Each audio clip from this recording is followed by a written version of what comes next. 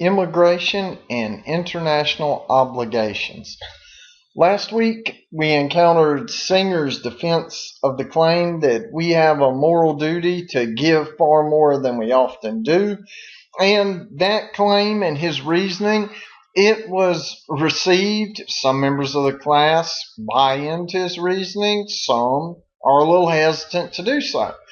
Well, Singer has the advantage of he's attempting to argue for the notion that children are in need, and those children may be international. They may be well outside the U.S. borders, but they're still children.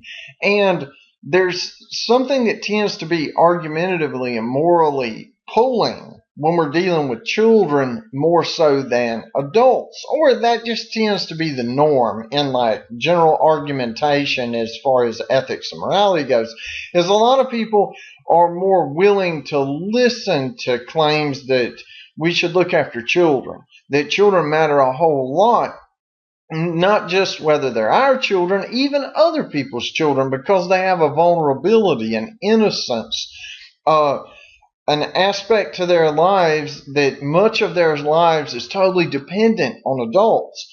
And so many people will have a tendency to kind of buy into Singer. Many don't, but many do. Well, today we'll see, or this entire week, we'll see if we can stretch that sensibility a little bit further beyond children to, well, what about maybe their parents that happen to be showing up at the border of our country, of the United States? A person can do a discussion about the morality of immigration and international obligations can be done across just like a general discussion, like arguments for immigration in general, regardless of the nation, regardless of the country. But it tends to be more interesting to people, in my experience, if we focus it on ourselves. Like, what about us in the U.S., the United States? What about immigration as far as it applies to our country? People who are at the borders of our country that are requesting to come in, or those who have already entered outside the legal steps and parameters instead of waiting the typical, it can take for a legitimate entry and visa into the United States, even if all the paperwork's in the clear, it could take a year, 5 years, 10 years. Sometimes it's not a quick process at all. And so some people, they circumvent that scenario by crossing the border at various places. They come in on a temporary passport, then they just don't leave. There's all kinds of ways to gain entry to any country, especially one like ours. Now, we have a whole lot of traffic in and out of this country on any given day. And so what we're going to focus on this week is the question, like, might we be morally obligated to help another nation's adults and possibly the children they bring when they show up at our borders requesting entry, or that for whatever reason, maybe they simply want to share in the so-called American dream of the prosperity, the more plentiful, higher paying jobs, the more opportunities to become millionaires or billionaires. Our country is not the only one in which things like that can happen, but ours does tend to be one of the ones a lot of people associate prosperity with, more opportunities with, whether rightly or wrongly so. Globally, that's kind of a position that our nation tends to be in. And so people could show up and want to immigrate for just they want a piece of the American dream. Or they could be sick. They could be injured. They could be refugees. They could have an inability to live even a minimally decent life in their home nation, like their life expectancy, if they were to stay in their nation, maybe 10 years more than whatever their current age is. If they're 35, they may make it to 45. And that only goes down the longer they live in their country.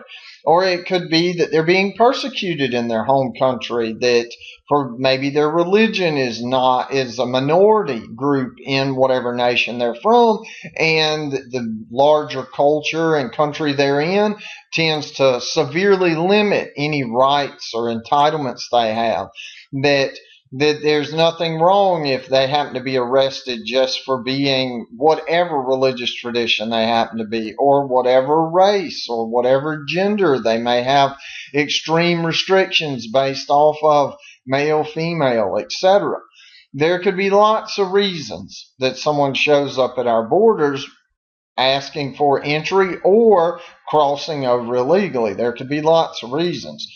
But the idea is to consider that question. Like, are we morally obligated to help these people that come up and say, hey, can I come in? Or, hey, I'm already here, can I stay? Do we have any moral obligations to those people? And let's try to keep it focused on not the children this week, but the adults, people that are our age or older.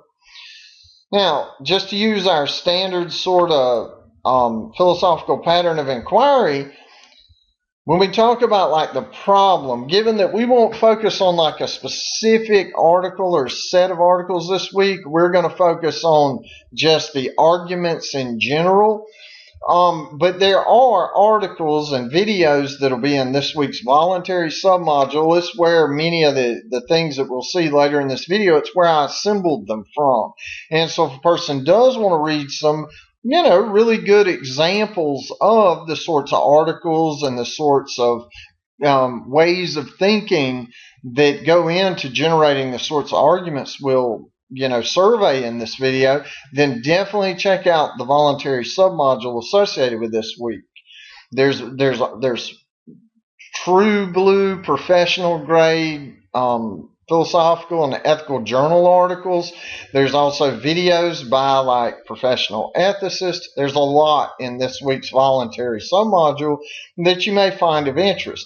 But either way, in terms of like quiz questions, things like that, really what you need is this video and this video outline. And so in the way that this is going to be presented, given that we're not going to focus on a specific article, we're going to just focus on the argumentation that's out there in the wild in our country right now, and it has been for years. Immigration, by the way, is not a new topic. The idea of what is the U.S. and its citizens' responsibility to other nations and people who want to come here. This is a topic that's been going on since the very founding of our country, and it's one that shows up in every country. It's not like this is just something in this election cycle that people happen to care about. It goes in and out of attention, this topic does. Kind of like all the moral, ethical things we've looked at thus far this semester, like abortion. It goes into the light and people look at it and are really concerned and thinking about it for a while. Then it drops back out and something else, race relations or economic issues or whatever tends to take the forefront. And then that passes by and then other things come back. It's cyclical with these issues. Well, immigration is no different, and international obligations no different. It comes and it goes in terms of how many people in the U.S. population are actually thinking about it actively at any given time. But in terms of problems, these are like problems like regardless of what a person's agenda is and an argumentative agenda, if they want to defend a claim that the U.S. or any other nation should or should not be allowing more immigrants in or less immigrants in, it's a mountain of political, legal, moral, practical challenges. There's no side of this debate or any in between in this debate that's easy to argue for in terms of generating reasons that will have a whole lot of truth and plausibility on their side. Most of these arguments, because this is like immediately real world on the ground issue, that it's evolving.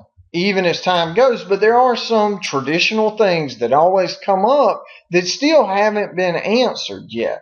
Some traditional questions and some traditional reasons that are offered to defend for open borders, like let many more immigrants in than we currently are, or against open borders. So that would be for restricted or completely closed borders.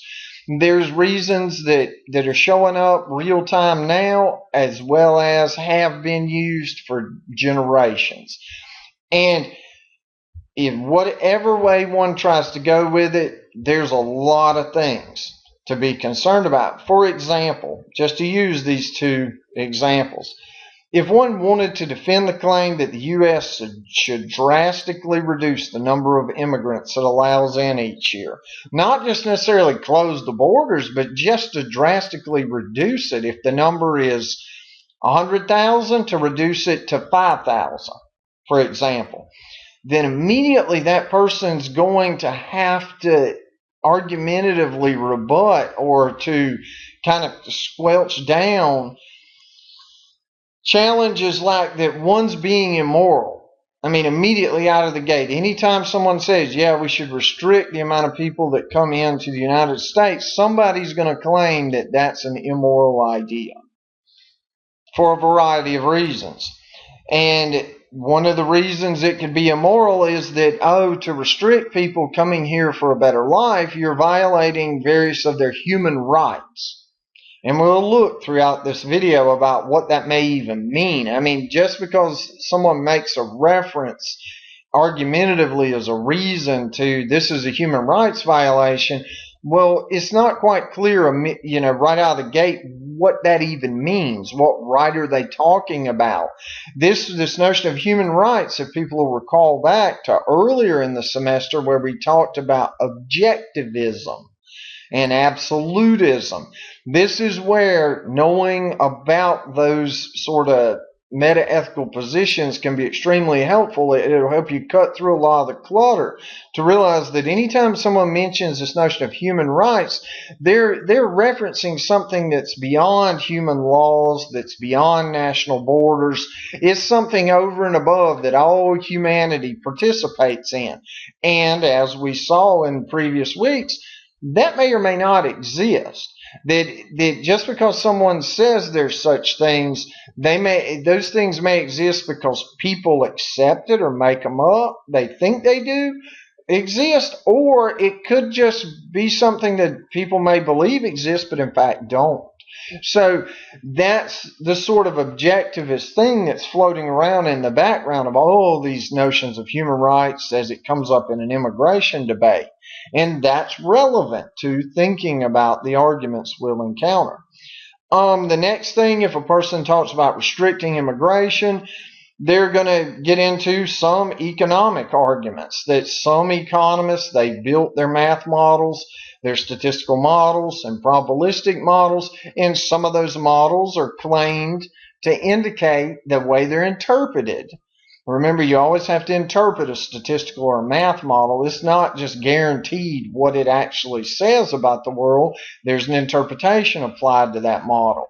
And it may be accurate, it may be mistaken, but this is just something to keep in mind, that regardless of whatever the models actually say, some people interpret them to say that it would be better globally for everybody on all of planet Earth if we had no closed borders, if people could just migrate wherever they wanted to be at any given time, that there would be more income, there'd be more productivity, there would be more resources for everybody around. Every nation would benefit if there were, in fact, no clearly defined borders of nations. That's one of the sort of things that one has to kind of deal with. And some people can put a sort of moral impetus behind that.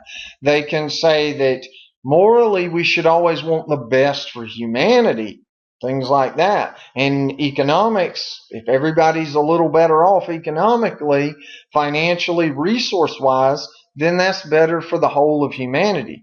You see, that's the sort of stuff, if they want to say restricted borders is a good thing morally, they've got to kind of think about these objections and deal with them. And then also one will just get outright when we're talking about U.S. immigration, some people will claim that saying we should restrict immigration is painfully hypocritical. We'll see an argument to that effect in a little while. Or that one is being unreasonably selfish, they're being bigoted or racist, that they're being just outright unfair to these people seeking a better life, supposedly here, or that one is being too painfully partisan, like they're drinking the Kool-Aid of one political party way too much more than they should be. That's if one wants to talk about limiting or restricting immigration. But it's not really any better if one wants to defend the claim that the U.S. should drastically increase the number of immigrants it allows in each year.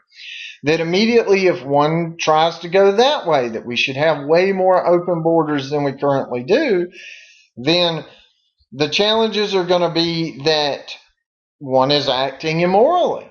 They're putting the needs or the wants of non-citizens over and above those of their current citizens. They should have some sort of loyalty to the nation, that they should prioritize the needs or wants of U.S. citizens over and above non-U.S. citizens, and that it's immoral to do otherwise.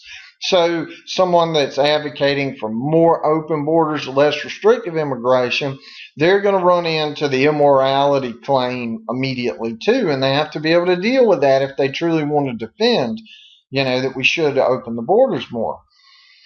And also, that, as we've said, it could, in fact, increasing the number of immigrants allowed into this country could violate various national and citizens' rights. Like the U.S. as a nation may have some form of a right to exclude.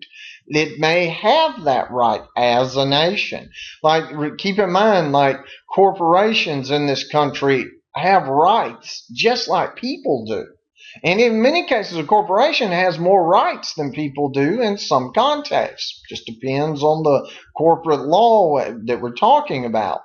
And so we treat things that are not necessarily people, they are composed of people, as if they have rights too, and they're just as powerful as our own in many cases.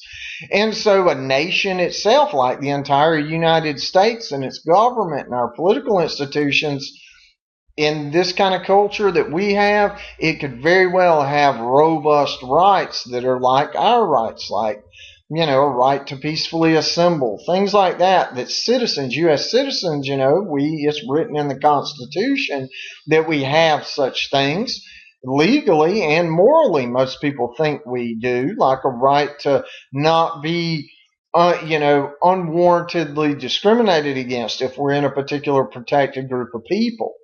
Things like that, people in this country do buy into and think that there are such things, that these sort of United States citizens' rights and the U.S. as a whole rights. People do buy into that. And if allowing more immigration would in some way violate those things, well, then one could very well be falling into some immorality.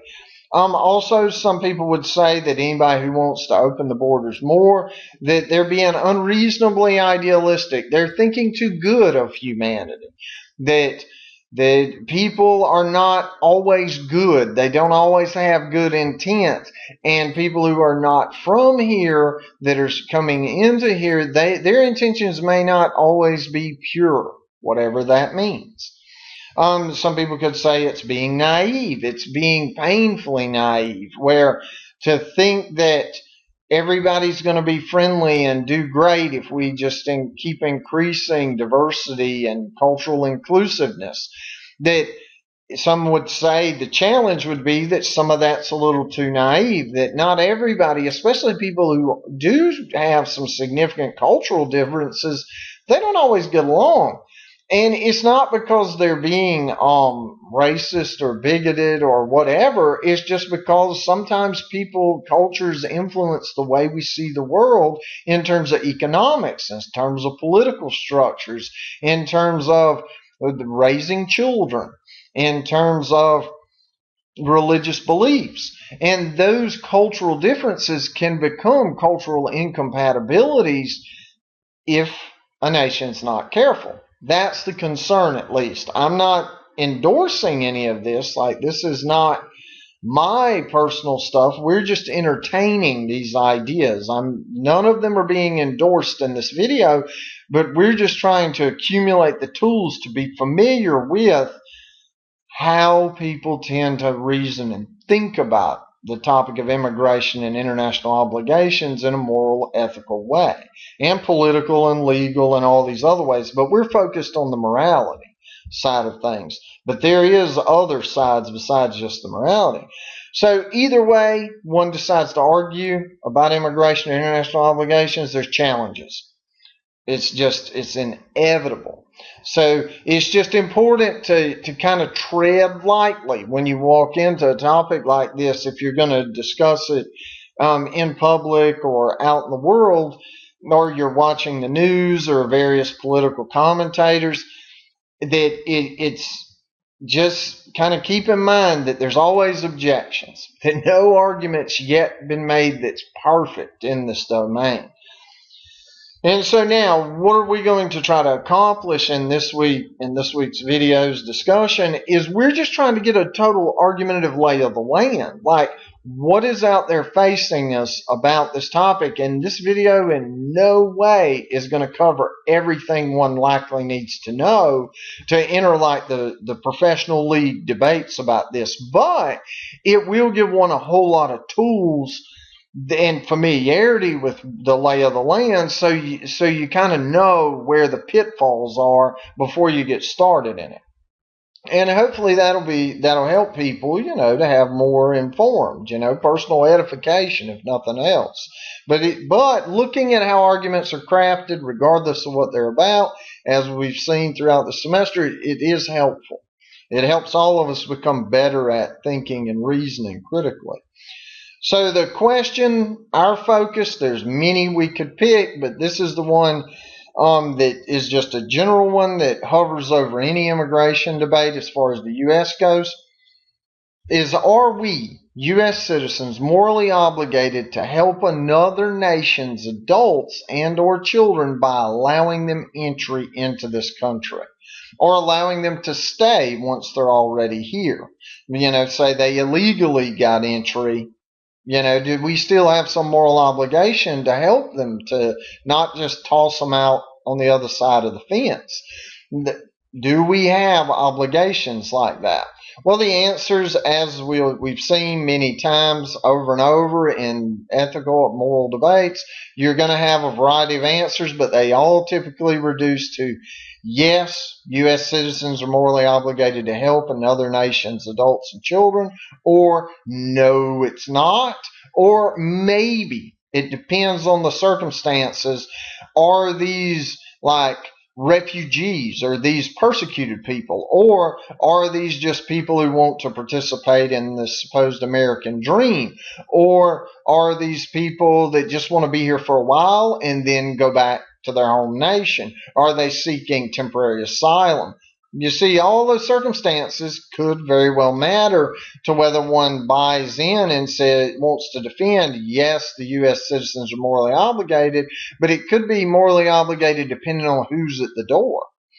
That's just something to keep in mind. Now, the reasons and the arguments, pro-immigration arguments, all I've done is gone through many articles that are out there, kind of what's in the ether of the internet, but not all of it. But these are some of the traditional arguments one will encounter for immigration, pro-immigration, and con-immigration. And I've stated them in kind of clean lines where this is what for immigration looks like. This is what against immigration into the U.S. looks like. But know that the real world is a little more complicated than the way these arguments are written here. But we have to have somewhere to start. So we start with kind of binary, yes and no. But then we can evolve as we go along. So one of the first arguments one will encounter, or is likely to encounter if you do some research into this topic, is this notion of what's sometimes called moral luck. There's a book written there's two or three books written about this notion of moral luck.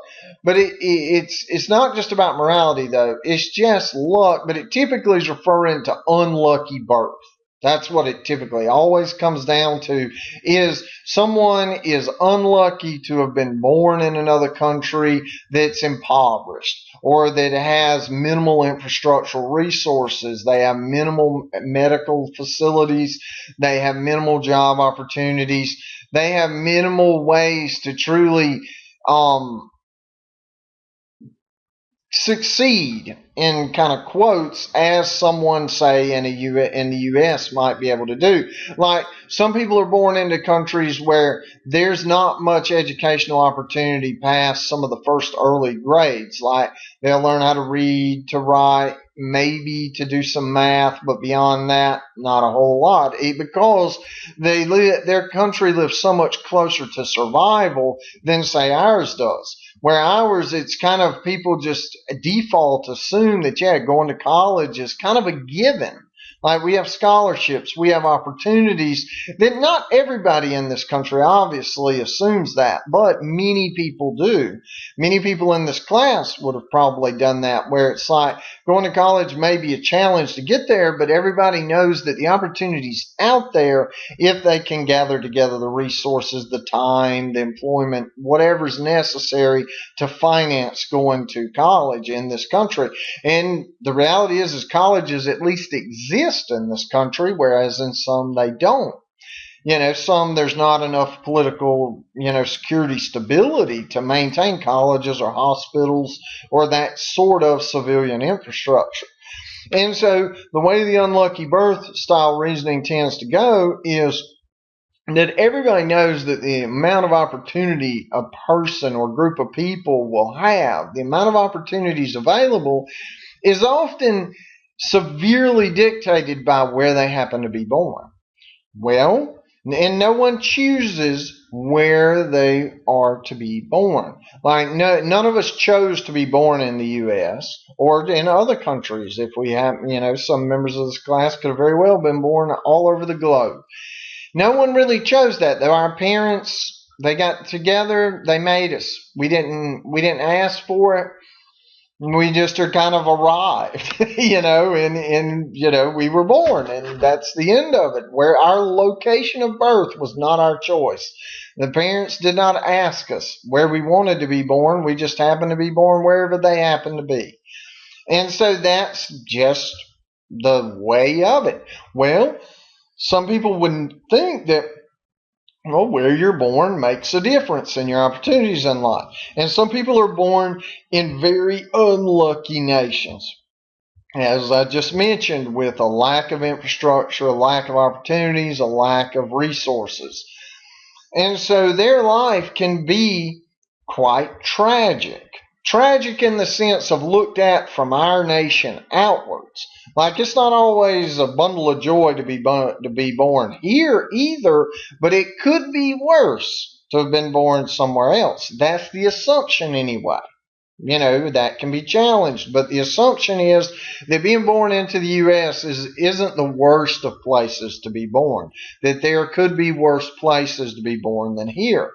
And then the way the argument goes is it's a tragedy for someone to have to endure the lack of opportunities inherent to being unluckily born into some of these impoverished nations or politically, socially, economically unstable or corrupt nations. That's a tragedy because that person didn't ask for it. They just happened to be born there. Well, then we get a sort of Singer-style maneuver that we should all be familiar with after last week. Is the way the reasoning can go is if it's within the power of another nation to help people escape from such tragic, unlucky birth and circumstances without thereby sacrificing anything of comparable worth or moral worth or importance, then that nation is morally obligated to do so.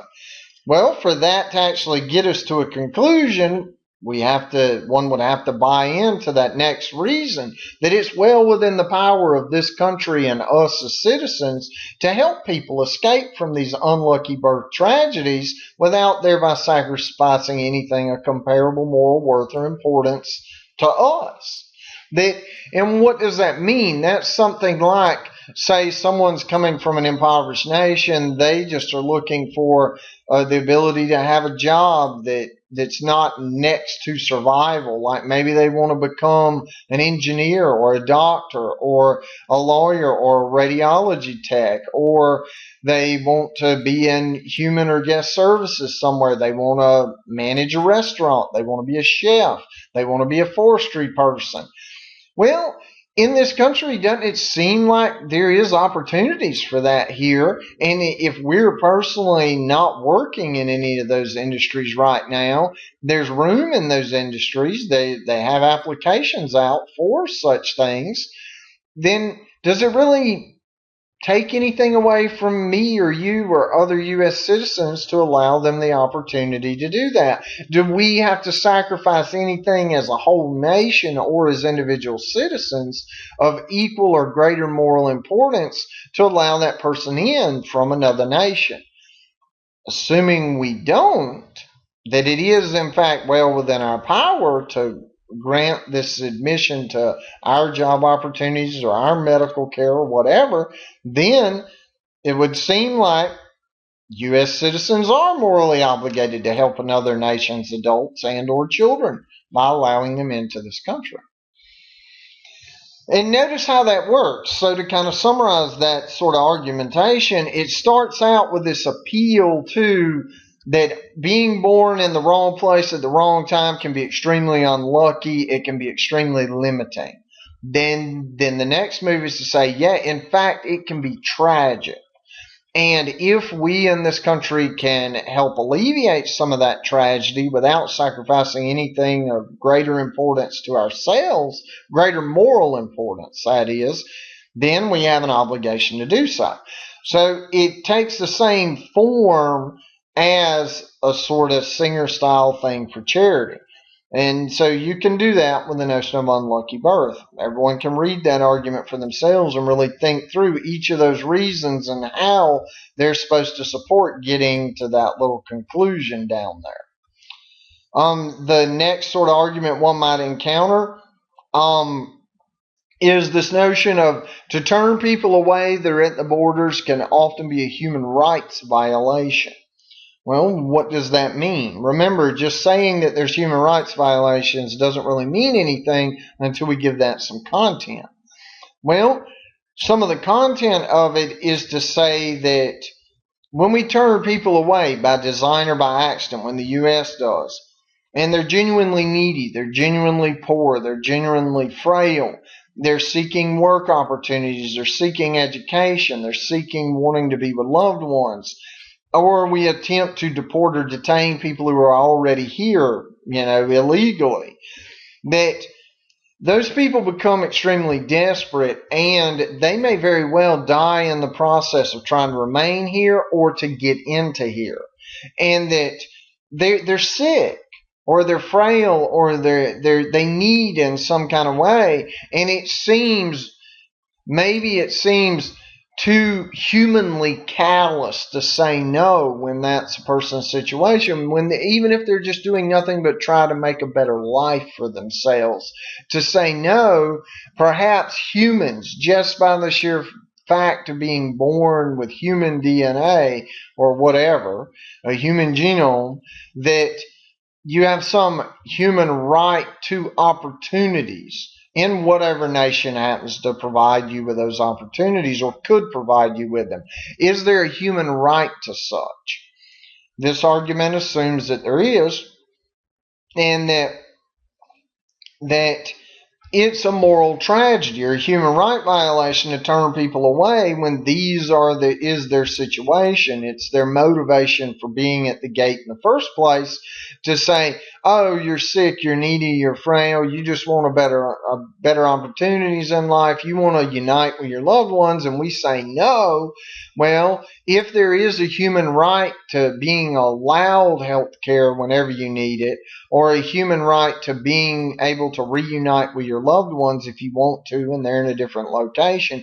If we have human rights to such things, then it would seemingly be a moral tragedy if turning people away violates such rights. Then, if that's the case, if there is potential human rights violations because of we turn people away at the gates, then it would seem on the flip side of that, that U.S. citizens are in fact morally obligated to help another nation's adults and children by letting them into the country. Because the only moral course of action, if it's immoral to turn away, then it seems moral to let them in, and it would be obligatory because we're dealing with human rights violations, things that, it's bad if you let that happen at all, so you're obligated to not let that kind of stuff happen. That's the way the argumentation goes. Whether you buy it or not, you can think about that. But that's kind of how a sort of this when we turn people away, sometimes they die or they get worse or whatever. And if people they have human rights to not be turned away when they're going to die or be sick or whatever, then we may have an obligation to actually let them in. Another potential human right violation is this sort of arguments based off of that notion where living in some of these places that people immigrate from, that's a tragedy. And that every human being has this sort of fundamental human right to escape from tragedy. That no human is wrong if they try to get out of a bad situation. They have a right, in fact, to get out of that bad situation. And these nations that are not bad situations, let's, keep in mind it depends on where you're standing in our society, whether you consider it to be all that great or bad. But the idea is, let's assume that the U.S. is better than some of the places people might be trying to immigrate from in terms of opportunity, in terms of, jobs, education, medicine. Which may or may not be true, but we assume it is for the sake of this argument, that if people have a fundamental right to escape from a tragedy and we have the means of getting them out of that tragedy and they come asking for access to those means, then we have a moral obligation to provide them with those means. If that's true, then it would look like we are morally obligated to help another nation's adults and children by letting them in. Another sort of human right violation possibility is that people may have a right to freedom of movement. That humans, just by the fact of being born human, remember that's what all these human right violations are based on. Is there a right you get solely from being born human and not reptilian or amphibian or or being born as a cat or whatever? You were born as a human, and just by that fact alone, this notion of humanity that we're a part of, that it grants you certain rights. This is not constitutional rights. Human rights are always have a moral connotation, an ethical connotation, something that supposedly supersedes legal and national things. Now, that's the way they're typically offered in argumentation, is they are more robust, they're more powerful, they have more obligatory power to obligate other people than just a legal right. So, for example, in the U.S., we may have a right to a religious practice. We're free from, we have a negative freedom, in fact, is the way political philosophy people would interpret it, that we have this freedom from our government establishing a single absolute one religion that every citizen, if they're born here, they have to buy into. One of our legal rights, constitutional, is we're free from that. That we have a right not to have our state or our government, federal U.S. government, impose a single religious belief system on us. But now if we went to another country, we may not have that right anymore. The citizens over there may not have it. So you see, legal rights and national rights, those things are relative to whatever nation you're in. Whereas a human right's something that you're supposed to have if you're a human. Like cats and dogs and frogs don't have these things, but people supposedly do. That regardless of the nation you're in, you still have a certain rights solely for the fact of being human. And so the idea is maybe everybody that's born human, they have this fundamental right to move and relocate wherever they may want, just by being human. Like no one has the right or the entitlement to say, no, you can't move there. Just because you're human, supposedly no one could ever tell you, no, you can't move there. A fundamental right to move and relocate, to migrate, to immigrate, wherever you want to go. Does that seem like a human right? Something to think about. This argument depends on that assumption, though, that every human being has a fundamental right to move and relocate wherever he or she may want. If that reason is not true in the real world, then this argument does not work. But if it is true, and if it's true that it's immoral for any nation or citizen to attempt to hinder a person's right to move, and somebody shows up at the door of the U.S. and is like, hey, I want to move here, then the U.S. and its citizens, us, we would be morally obligated to help them and let them in, to grant their request to relocate here. Otherwise, we would be violating their human rights. See how significant it is that notion of human rights, if one allows it in argumentatively and people buy into it that are listening to one argue, that it can be extremely powerful argumentatively. But keep in mind that it assumes a form of objectivism, like there's something that all of humanity shares, that it's not limited by national territories or borders. It's just a species-wide set of rights, which some people don't buy into that notion, philosophically, ethically, politically, socially. But it is something that a lot of people seem to at least talk about and say in the public.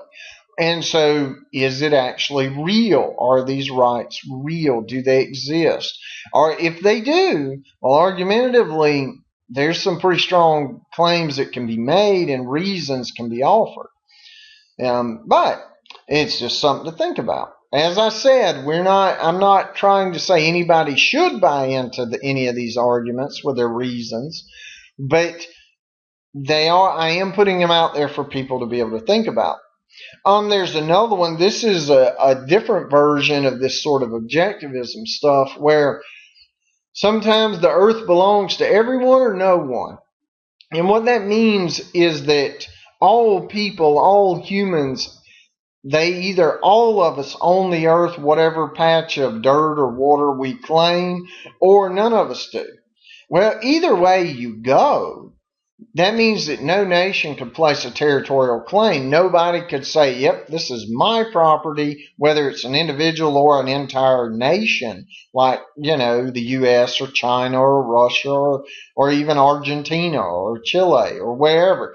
That all the little borders you see drawn on the map, those are just human constructs, and that they don't mean anything morally. They're just made up stuff, and that, in fact, nobody owns any of that stuff. It's free for anybody out there who wants to go live there. If that's true, that the earth belongs to everyone and no one, then that means there can be no territorial borders, and that'll make it illegitimate anybody that ever puts up a fence or a line and says, no, you can't cross here.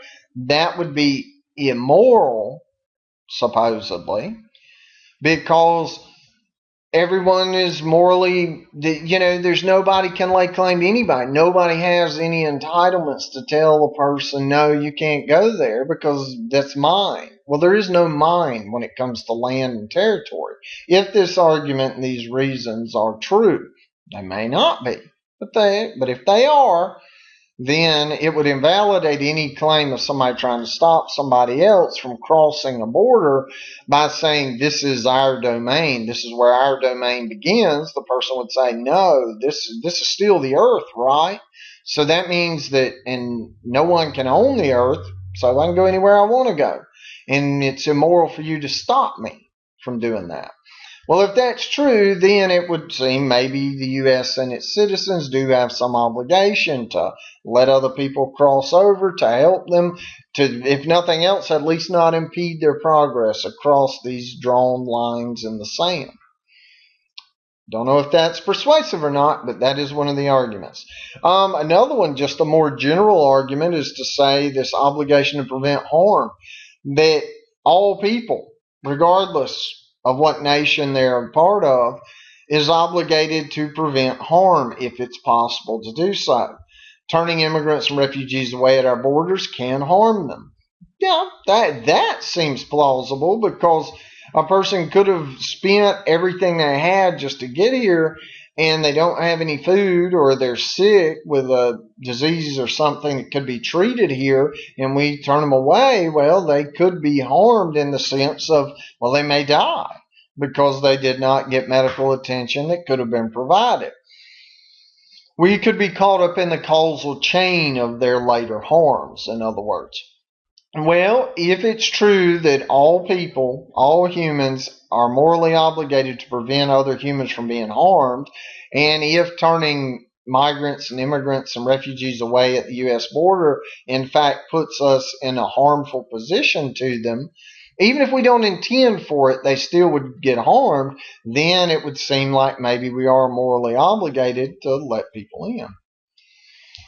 Citizens' life goals. This is really a kind of unique one, an interesting argument that some U.S. citizens, this is talking about U.S. citizens, that some people in our nation, actually their life goals involve being around. They can't achieve and do what they'd like to do in this life without the presence of a lot of diverse cultures, a lot of diverse people, that some people build their whole careers off of, build their careers in fields that depend on having a lot of diverse perspectives and cultural exposure. An example would be someone that wants to be an international chef.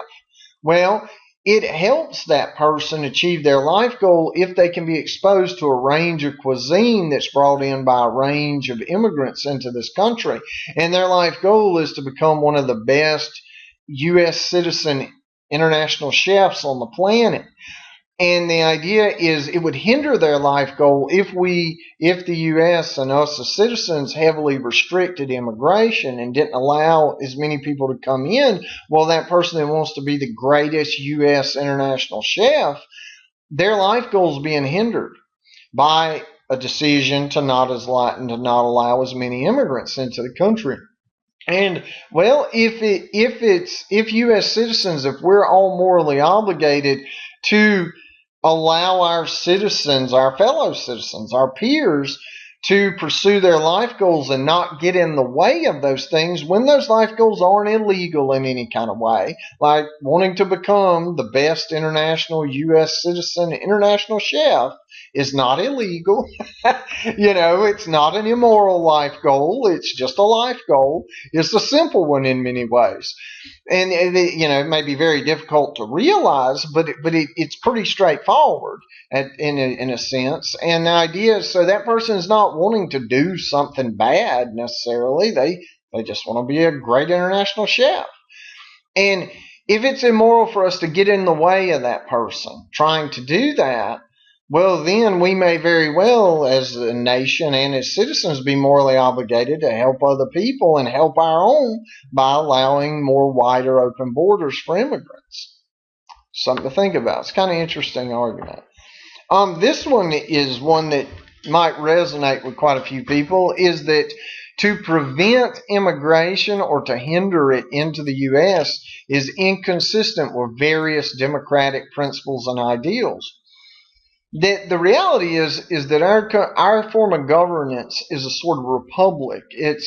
It's not what's known as a direct democracy. We have a representative democracy, which means that we, the people, vote, but we typically, sometimes we do vote directly for policies and laws that appear on a ballot. Depends on what state you live in, how often you do that. But we typically vote like big elections for people to represent our views. Like we have like one president, and we have a few state representatives, a few senators that's determined by the population of our states. It's not like every single one of us as people in the U.S. all go up to Washington and have, the floor of the Senate or the floor of the House or the ear of the president. We all know that that's not the way it works here. That instead what we do is we cast votes and elect people that do go to Washington. So we don't have to. That's one way kind of to think about it. The upside of a sort of representative democracy like ours is that we elect people to do that kind of work, so we don't have to. We can do other kind of work. We can go be the best U.S. international chef, and let the politicians that we elect deal with our interests as far as the state we live in or the nation we live in. So we don't have direct democracy, which would be every one of us could travel to Washington, and it would be a right that we would have to take the time on the Senate floor. We don't have that.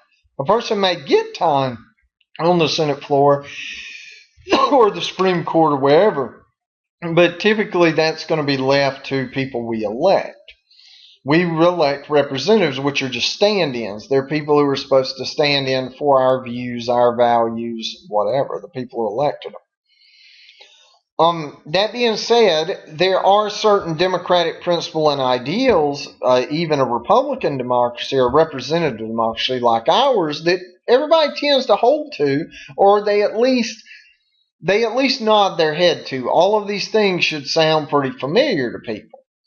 And if you're a member of the U.S. government or you're a U.S. citizen, some people would say you're morally obligated to always attempt to act consistently with these various democratic principles and ideals. Then, for example, that all human beings are of equal moral worth. Citizens must be given an equal say in what government does. It's government by the people.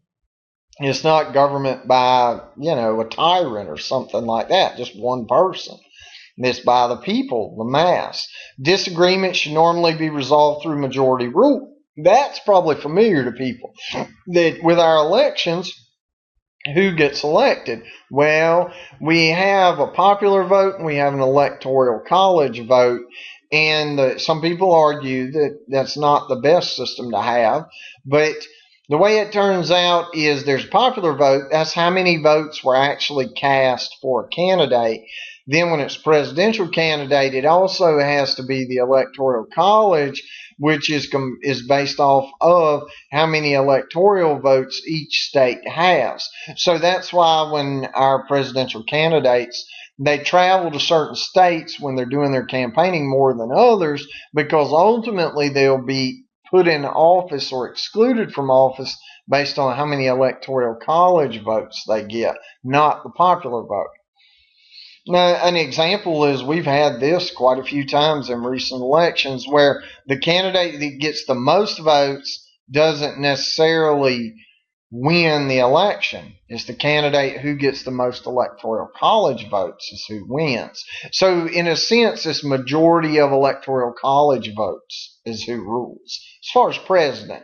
But that's not necessarily the case on local elections. It tends to be, it's just popular vote in local stuff typically, and internal state stuff. It tends to be popular vote. It just, when we get at this big scale presidential stuff, is when talk of electoral college votes comes in. But either way, there is this sort of ideal in this country, in this sort of democracy style country, a representative democracy style country, where the majority makes the decisions. The majority cast their ballot, they put their vote out there, and then that dictates who is representing who up there in the government. And that we have a duty to respect the rights and freedoms of individuals. Our legal system tends to be crafted in that way. You know, it's debatable at times whether we live up to these things. That they're ideals. They're what we're supposed to be striving for, at least.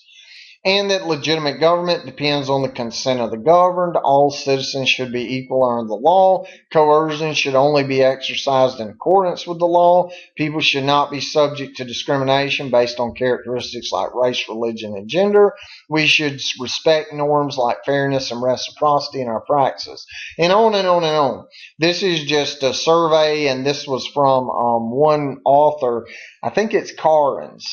Joseph Carins, Carens, that he emphasizes a lot of these things in one of his arguments, and that's why I put them in here. You can look for the video. It's in this week's voluntary module. I think it's entitled "Is Immigration a Human Right?" I'm pretty sure that's the video that you'll see a lot of talk about these in. But the way this works is that amongst all these things, that limiting immigration into this country, like not helping another nation's adults and children by letting them into this country, it in some way violates these principles and ideals that we're morally obligated as U.S. citizens and as a nation to always try to act consistently with. And so if immigration, halting it or slowing it down, violates those ideals in some kind of way, and we're morally obligated to follow those ideals, which would seem to be, well, they would force us to allow immigration, well, then we may be morally obligated to help people that are not from here and let them into the country. That's the way that kind of reasoning works, that if we are obligated to follow a certain set of principles and ideals, and we can't do that by restricting immigration, then it would seem like we're morally obligated to not restrict immigration. That's a way to simply summarize all those words. Another argument is painfully hypocritical. This one people have probably heard before. It tends to be kind of popular, is to say that the U.S. is a nation founded on immigration. The U.S. is a nation of immigrants. Even in the pedestal of the Statue of Liberty, we have that iconic lines from a poem of "Give me your tired, your poor, your huddled masses yearning to breathe free, the wretched refuse of your teeming shore. Send these homeless tempest tossed to me. I lift my lamp beside the golden door." And that was a poem created by a woman, and it was done. There is the reference to it. It's footnoted. You can check it out. There's actually a lot more to this poem than just these lines, although maybe some people may not have even heard some of these later lines of it. But the idea is that doesn't that seem to imply that immigration should be welcomed? It's a good thing. It's the purpose. That's what that Statue of Liberty is the immigrants that would come in when a lot of it was done by ship. The Statue of Liberty is the very first thing they'd see. And that it's like that welcoming golden door. It's like you have arrived, and we welcome you. But there's a history to the Statue of Liberty. It was given to us by another country. And either way, some people would say that we're founded on immigration, that even the very Statue of Liberty, our Statue of Liberty, of the freedom of this country, implies that immigration should be a good thing. We should let it in. And it makes us painfully hypocritical to say no to people who want to come here. It's like written into the fabric of who we are as a nation. We're based on immigration. So there's no way we can say no right now after all these years without being painfully hypocritical. And if it's immoral to be painfully hypocritical, then it would be immoral to say no to immigration. So that means we, in fact, would be morally obligated to allow and help adults and children from other nations allow immigration. That's the way the argument tends to work.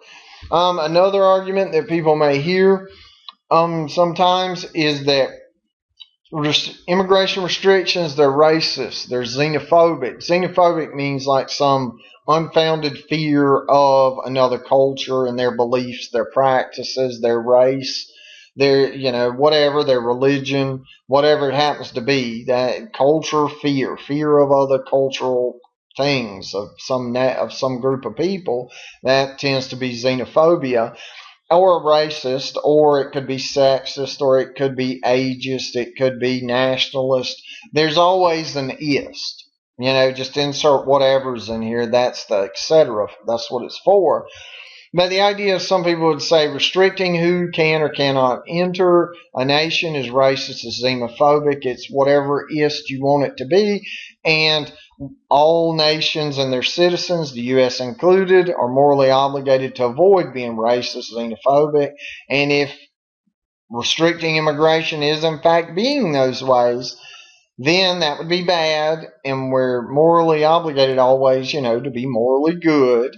So the U.S. and its citizens would by default be morally obligated to help another nation's adults and or children by allowing them into the U.S.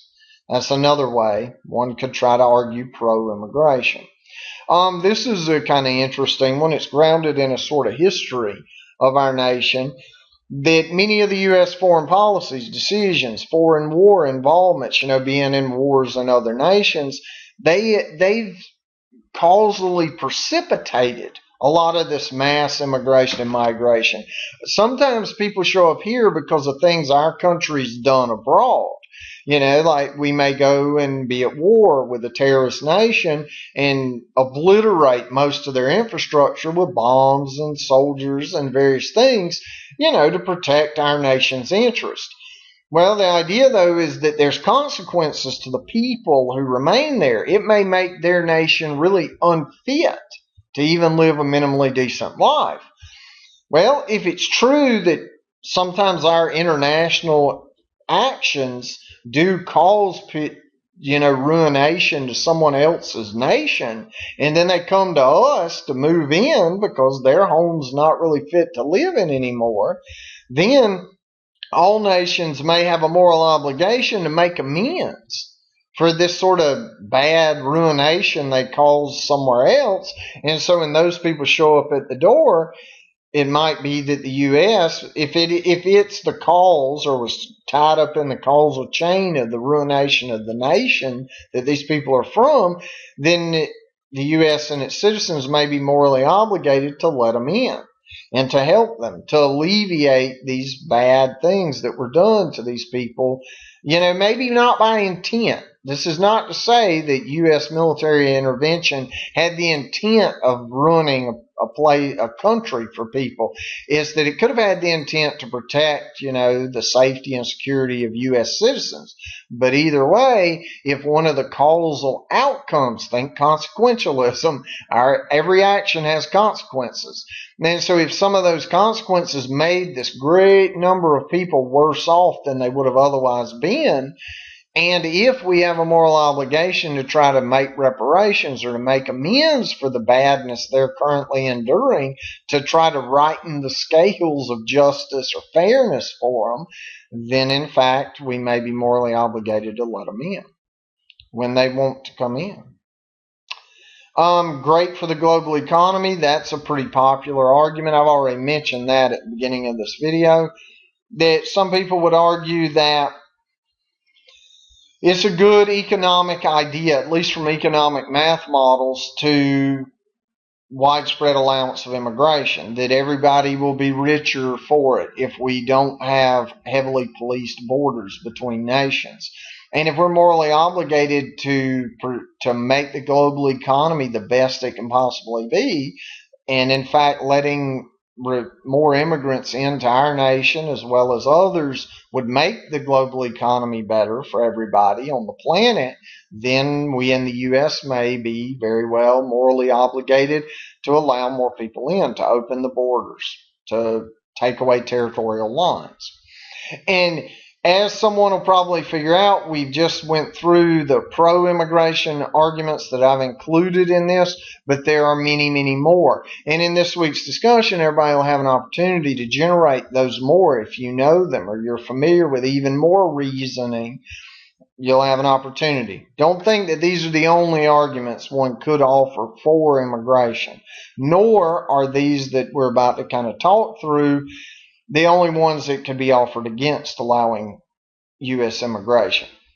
But right out of the gate, the con immigration arguments for like closed and restricted borders,